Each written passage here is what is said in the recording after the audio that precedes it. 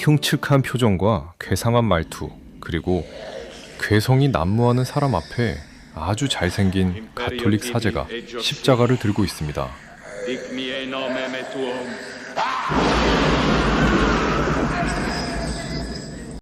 사람들은 악마 이야기를 들으면 먼저 비명을 떠올립니다. 하지만 1623년 로마 예식서의 구마 예식 제1장의 앞부분에 적어놓은 문장은 공포가 아닙니다. 그렇다고 해서 흥분도 아니었으며 어떠한 확신도 아니었습니다. 이 문헌이 먼저 말하고 있는 것은 단 하나, 쉽게 믿지 말라는 경고입니다. 이는 매우 중요한 사실을 우리에게 알려줍니다. 가톨릭의 구마는 적어도 이 문헌 안에서는 광기 어린 즉흥극으로 시작되지 않음을 명시하고 있는 것입니다. 오히려 의심으로 시작됩니다. 누가 판단할 수 있는가?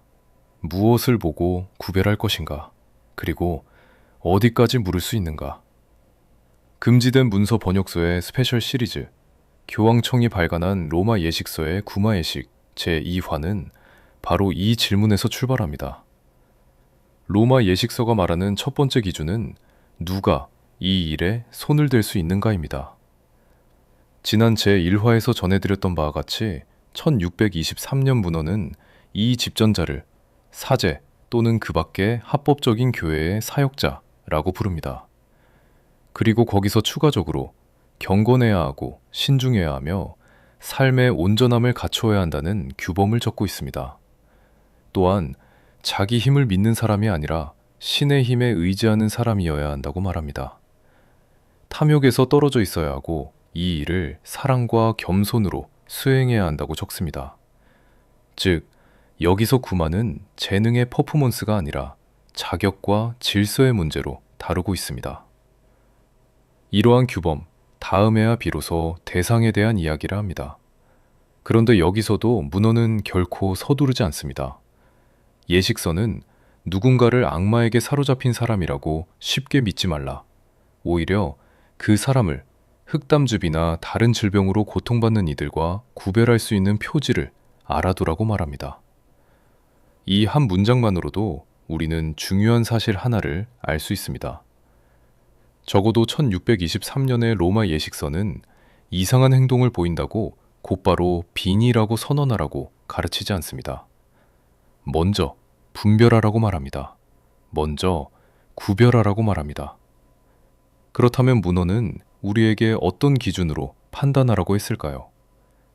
예식서는 몇 가지 징후를 말하고 있습니다.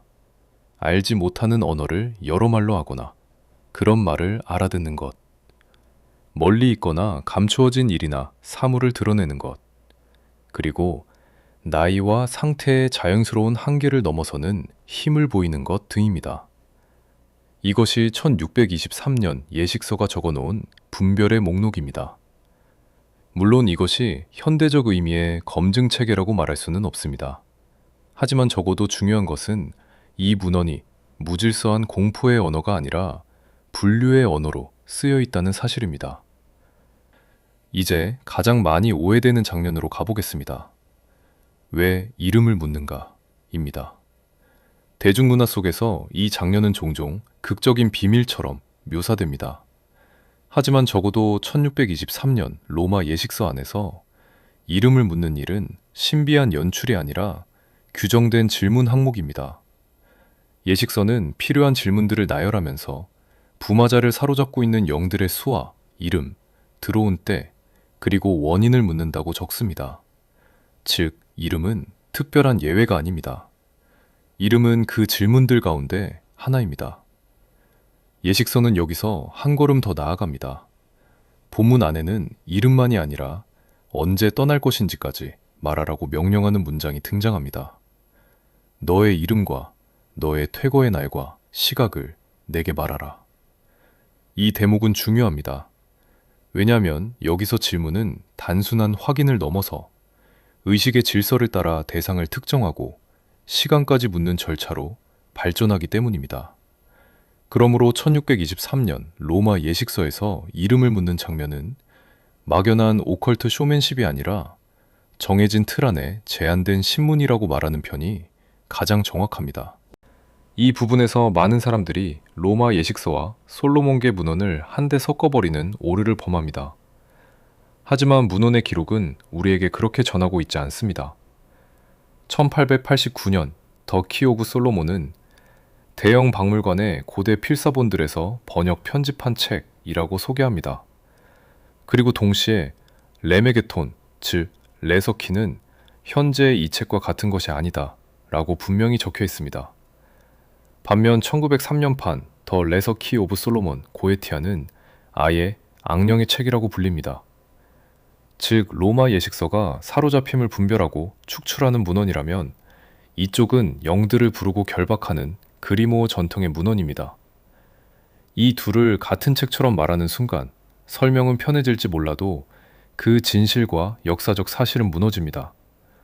정리해보면 1623년 로마 예식서에서 이름을 묻는 장면은 분명 존재합니다.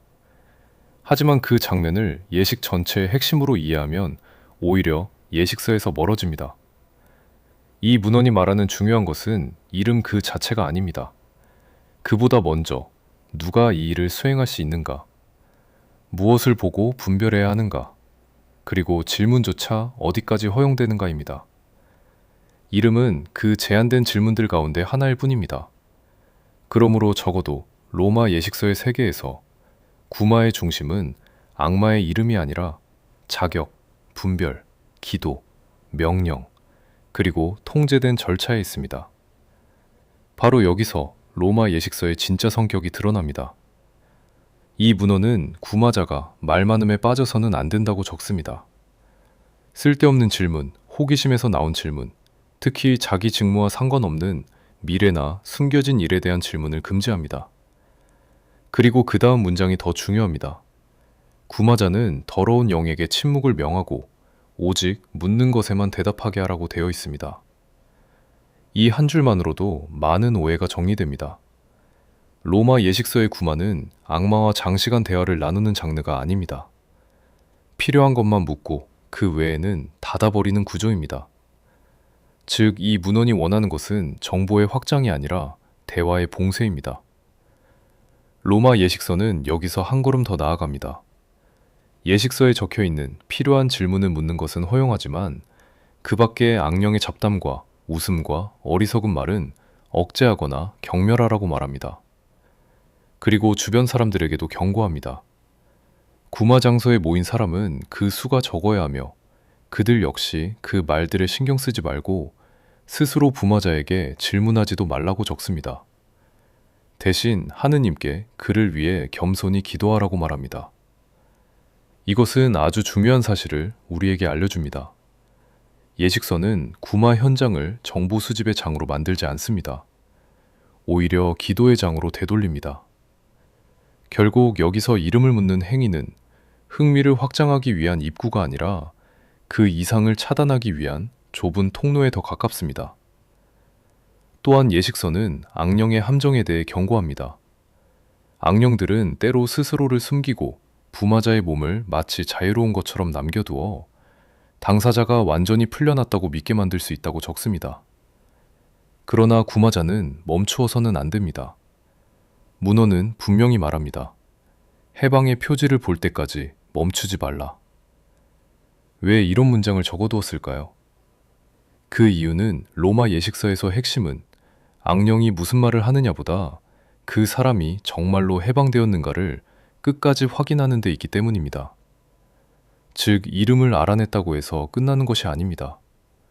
일시적인 반응, 일시적인 평온, 일시적인 침묵조차 완전한 해방과 같다고 보지 않습니다. 예식서의 관심은 항상 말보다 결과에 있습니다. 이제 이 문헌이 무엇에 초점을 두고 있는지 분명해집니다. 로마 예식서는 쓸데없는 질문을 금지하고 악령의 잡담을 무시하라고 하고 주변 사람의 호기심까지 차단하며 해방의 표지가 올 때까지 멈추지 말라고 말합니다. 그리고 실제 예식 안에서는 성호를 긋고 성수를 뿌리고 십자가를 두며 기도와 성경 말씀과 명령문을 계속 반복합니다. 즉, 이 문헌에서 구마는 악마와의 긴 인터뷰가 아니라 하느님의 이름과 교회의 질서 안에서 수행되는 기도의 압박입니다. 질문은 그 사이에 잠깐 허용되는 도구일 뿐이고 예식의 본체는 여전히 기도와 명령에 있습니다. 그러니 로마 예식서의 진짜 구마를 설명하려면 우리는 악마의 이름보다 먼저 왜 이 문헌이 침묵, 절제, 기도, 인내를 그렇게 강하게 요구하는가를 보아야 합니다. 그것이야말로 이 책이 말하는 구마의 진짜 얼굴에 더 가깝습니다. 오늘의 결론을 내려보겠습니다.